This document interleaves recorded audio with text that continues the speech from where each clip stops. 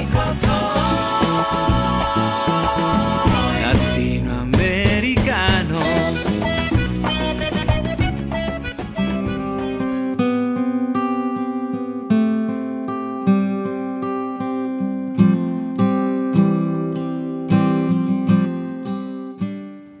Dios Padre, que miras el sufrimiento y dolor de la humanidad, y nos dices, ¿a quién enviaré? Nos llamas a salir de nosotros mismos, a tener el coraje de bajar a la calle, para anunciar el Evangelio de la vida, a ejemplo de tu Hijo. La humanidad necesita de misioneros. Envía obreros a tu mies.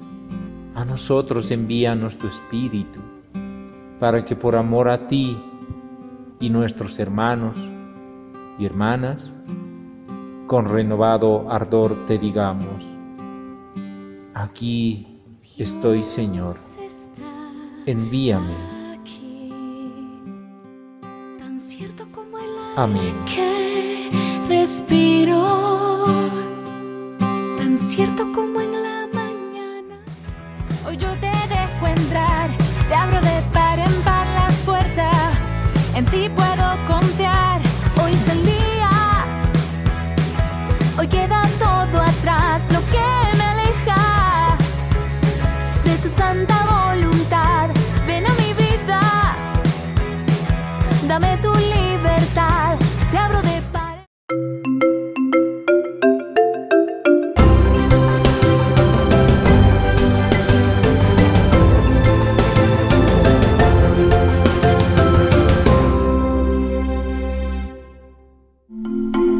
Dirige gran cantidad de dispensarios y hospitales, pero no es la Cruz Roja. Mantiene muchos colegios y universidades, y no es un ministerio de educación. Atiende a millones de pobres, discapacitados y ancianos sin ser una ONG. Fomenta el arte, tiene bibliotecas y museos, y sin embargo no es una fundación. Desarrolla su actividad en todo el mundo, pero no es una multinacional. Entonces, ¿cuál es realmente la misión de la Iglesia Católica? ¿Construir catedrales, iglesias o monasterios? No. ¿Eliminar el sufrimiento, combatir las injusticias y desigualdades? Tampoco. ¿Será pues su misión organizar procesiones como las de Semana Santa o el Corpus u otros actos de culto? La Iglesia Católica realiza todas esas actividades y muchas más. Todas ellas están relacionadas de algún modo con su misión, pero no son su principal misión, su misión con mayúscula.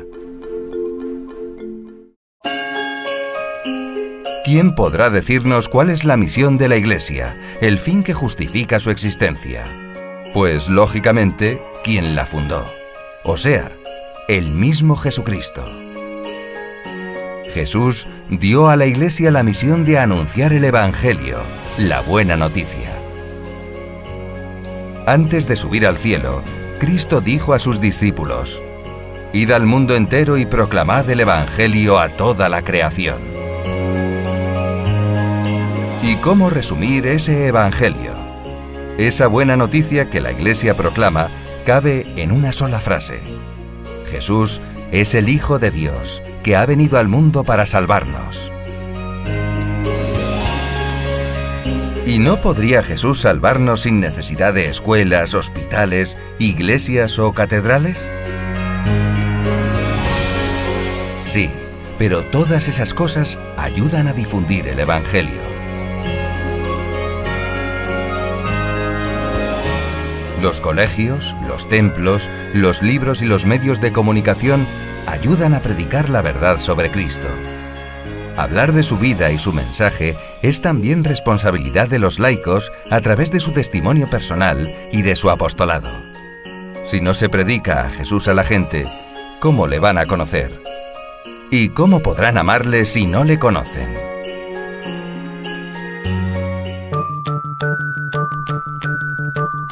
Dar a conocer a Dios es una cara de la misión de la Iglesia. La otra es transformar a los hombres en Cristo. ¿Cómo? Por medio de la administración de los sacramentos. El bautismo, la penitencia, la Eucaristía, la confirmación. Los sacramentos son como los canales principales por los que nos llega la gracia divina, que nos hace hijos de Dios y herederos del cielo. Si la gracia es necesaria para la salvación, y si la gracia nos la facilitan los sacramentos, ya puedes deducir la necesidad de la Iglesia. Y comprenderás la importancia de los sacerdotes, la necesidad de formarlos, de cuidar la liturgia, los lugares de culto.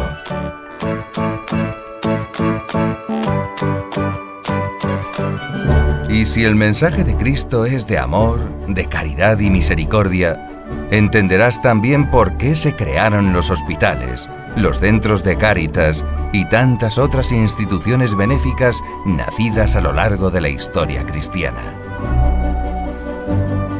Todo se explica mejor si vemos que la misión de la Iglesia, su acción, visible e invisible, es parte esencial del plan de Dios para la salvación de los hombres. Dentro de ese plan misterioso, la Iglesia inicia sobre la tierra el reino de Dios inaugurado por Jesucristo. Y cada uno de nosotros somos parte de ese reino.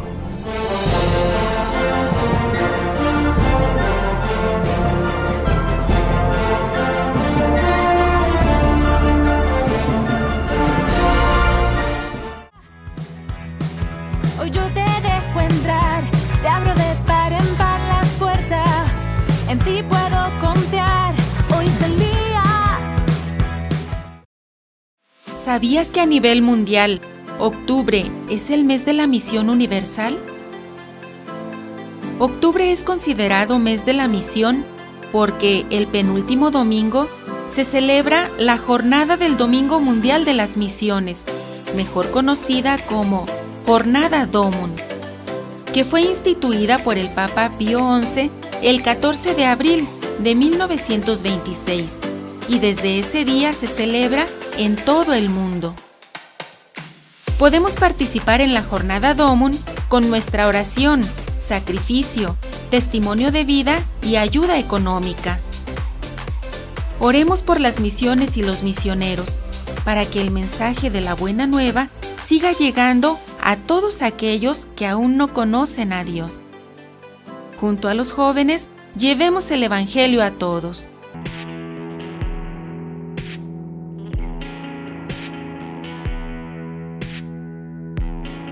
¿Alguna vez te has preguntado qué es la Gran Comisión? Jesús dijo que hiciéramos discípulos a todas las naciones. Piénsalo primero un poco. Discípulos, bautizados y enseñados a seguir a Jesús en toda su palabra. Ahora piensa en lo segundo, a todas las naciones. Naciones es la palabra etnos. En realidad esto quiere decir todos los grupos étnicos. Para que tengamos una idea clara, ¿sabes cuántas naciones hay en el mundo? Aproximadamente 200. Pero ¿sabes cuántos grupos étnicos existen en el mundo? Aproximadamente 16,000. En base a esto, la Gran Comisión es más grande de lo que pensamos. Un grupo étnico es un grupo de personas que comparten todas o algunas de las siguientes características: lengua, raza, cultura, religión, economía, territorio. Lo que debe preocuparnos es que de los 16,000 grupos étnicos en el mundo, aún quedan 6,000 grupos étnicos sin ser alcanzados. Esto es 1/3 de la población mundial, más de 2 billones de personas. Más preocupante es saber que se calcula que solo 1 de cada 10 misioneros trabaja entre los no alcanzados. Cuando hablamos que son no alcanzados, nos referimos no solo al hecho de que no han escuchado el Evangelio, sino que no tienen la posibilidad de escucharlo, sin cristianos entre ellos, sin iglesias y en la mayoría de los casos sin Biblias.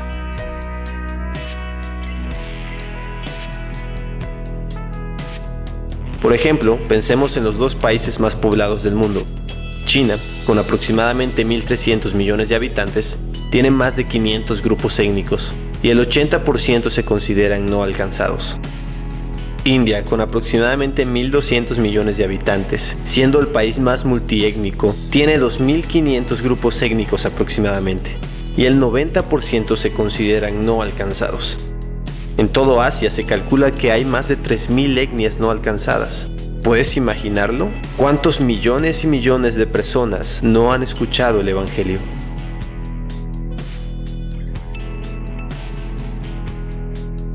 ¿Cuánta falta hacen misioneros al estilo de Pablo, que se propongan a ir donde Cristo no ha sido anunciado? ¿Cuánta falta hace que oremos para que el Señor de la mies envíe obreros a su mies? ¿Y cuánta falta hacen iglesias dispuestas a sacrificar a sus mejores hombres y sus más preciados recursos? Porque ¿cómo predicarán si no fueren enviados?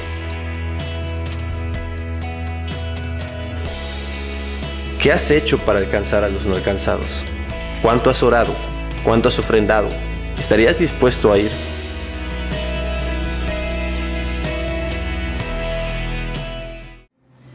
El corazón en nuestro cuerpo es aquel encargado de distribuir la sangre en todas las venas. Pero para que él pueda hacer esto, primero tiene que llenarse de sangre para luego distribuirla en todo el cuerpo. Esa imagen también sirve para hablar del misionero, del evangelizador. Solo puede dar a los demás alguien que antes lo ha recibido, antes lo ha escuchado. Solo puede ser misionero, solo puede ser evangelizador el que antes ha aprendido a ser discípulo. Primero contemplar a Jesús para luego darlo a los demás.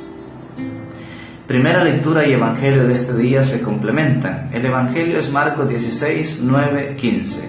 Vayan por todo el mundo y prediquen el evangelio. Y hay una frase en la primera lectura que dice Pedro: no podemos dejar de contar todo lo que hemos visto y oído. Primero se encontraron con Jesús para luego contarlo a los demás. Primero vieron y oyeron, y eso fue lo que contaron. Solo el que primero aprende a escuchar, aprende a ser discípulo, puede convertirse en misionero. El misionero es el que da a Cristo, es el que da la palabra de Dios. Pero si no tiene algo que dar, si no se ha encontrado con Jesús, esa misión va a ser entonces simplemente repartir ideas, repartir pensamientos bonitos. El misionero es aquel que da a Jesús. El evangelizador es aquel que da la buena noticia, Jesús. Por lo tanto, para ser misionero, antes debemos ser discípulos. Antes escucharlo, antes mirarlo para poder compartirlo. Y no tengas miedo, por lo tanto, de contarle a los demás lo que Dios hizo contigo. Cuéntale si te sacó de un vicio, cuéntale a los demás si te sacó de una depresión, si te sacó de un momento difícil, de una crisis, de un problema. Eso es contarle las maravillas a los demás. No es vanagloriarte, es decir, esto fue lo que Dios hizo en mi vida. No contar ideas etéreas, sino más bien lo que Jesús ha hecho en tu vida. No puedes callar, como Pedro, todo lo que has visto, todo lo que has oído, todo lo que Jesús ha hecho en tu vida. Vayan por todo el mundo, recuerda a Jesús, y prediquen el Evangelio. También en las redes sociales. ¿Eres alguien que da testimonio de Jesús en tu Facebook, en Twitter, en Instagram, en YouTube? ¿Eres alguien que da una buena imagen de Dios o da una mala imagen de Dios? Aprende primero a ser discípulo, solo así serás un buen evangelizador, un buen misionero. Que el Señor te bendiga. En el nombre del Padre, del Hijo y del Espíritu Santo. Amén. No te olvides de rezar por mí. Soy el Padre Sam.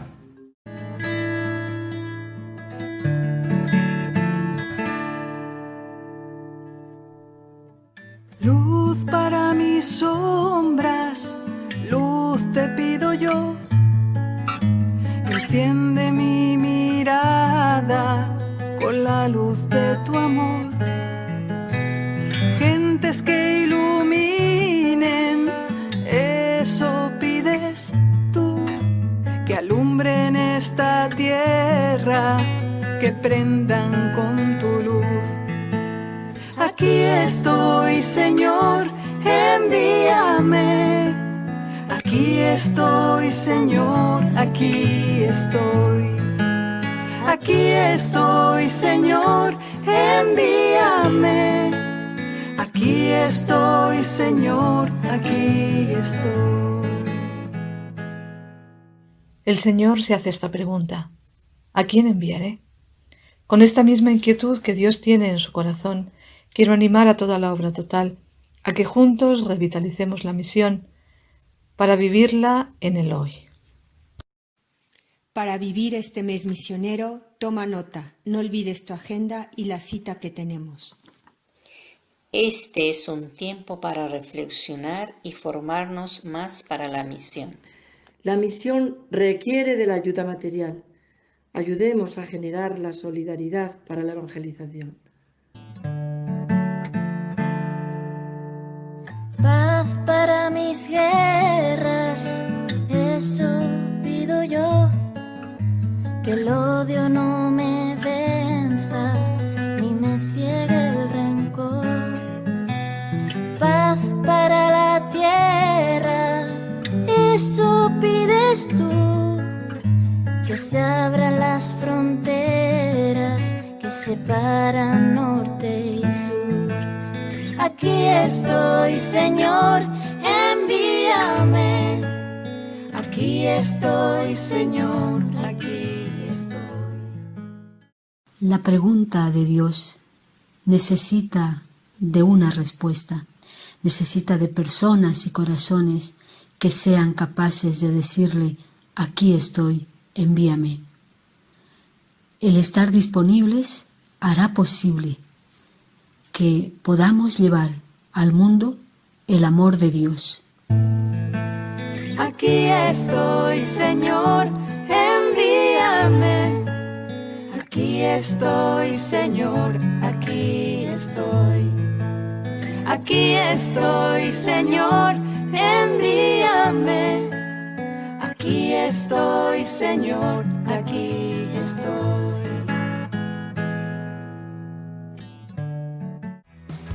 Hoy yo te dejo entrar, te abro de par en par las puertas, en ti puedo confiar. El rostro de la Iglesia envejece en países como España o Italia. Allí cada vez hay menos sacerdotes y quienes más participan en las ceremonias religiosas son mayores de 60 años. Sin embargo, eso no impide que haya casos excepcionales como el de Verónica. Trabaja en el cine, ha participado en series de televisión y en películas, tanto delante como detrás de la cámara, pero su vida cambió radicalmente en los últimos años. Encontró la fe después de un largo camino marcado por la enfermedad y el divorcio de sus padres.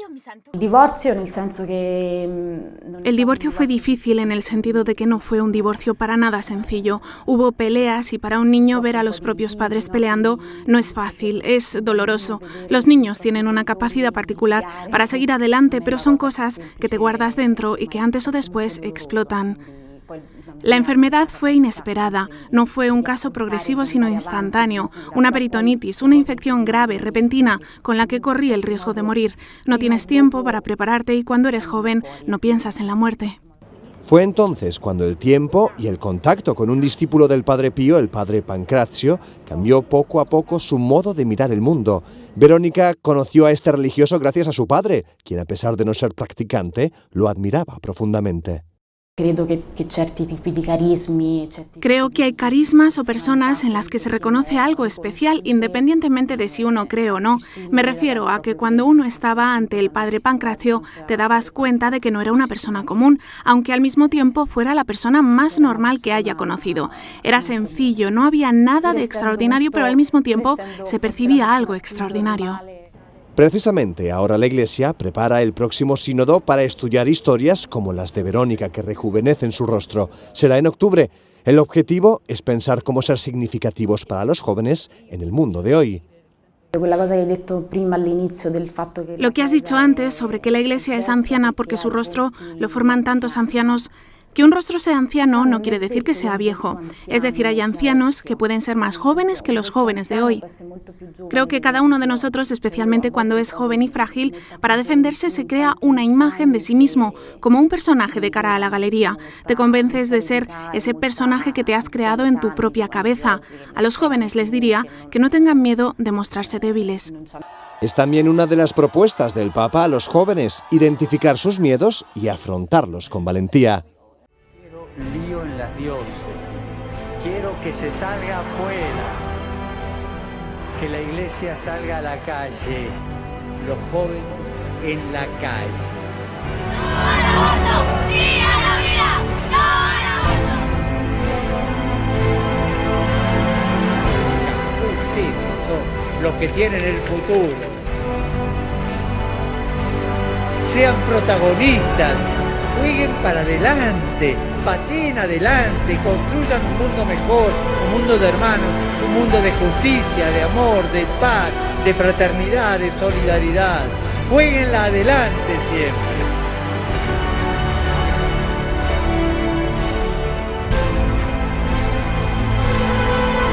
Queridos jóvenes, por favor, no balconeen la vida, métanse en ella como hizo Jesús.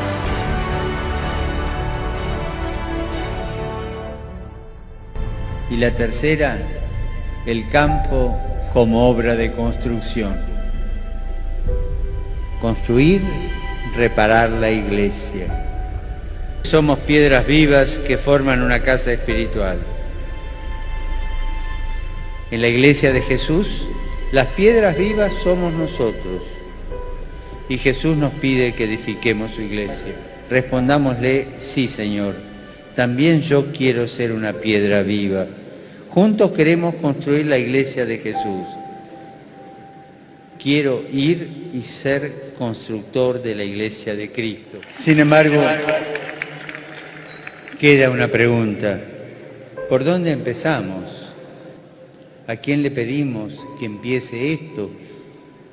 ¿Por dónde empezamos? Una vez le preguntaron a la Madre Teresa qué era lo que había que cambiar en la iglesia para empezar. ¿Por qué pared de la iglesia empezamos? ¿Por dónde? Le dijeron, Madre, hay que empezar. Por vos y por mí, contestó ella. Tenía garra esta mujer, sabía por dónde había que empezar. Yo también hoy le robo la palabra a la Madre Teresa y te digo, ¿empezamos? ¿Por dónde? Por vos y por mí.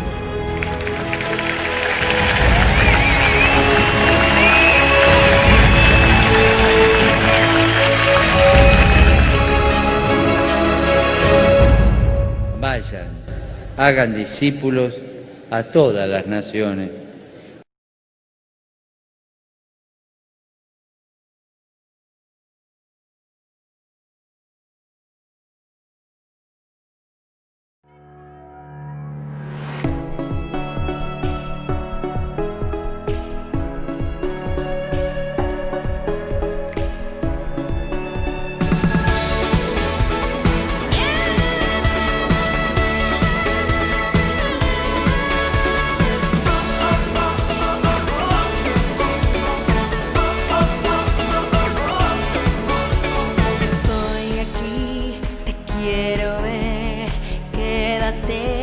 Espíritu, ven, fluye en mí y lléname, enciende el fuego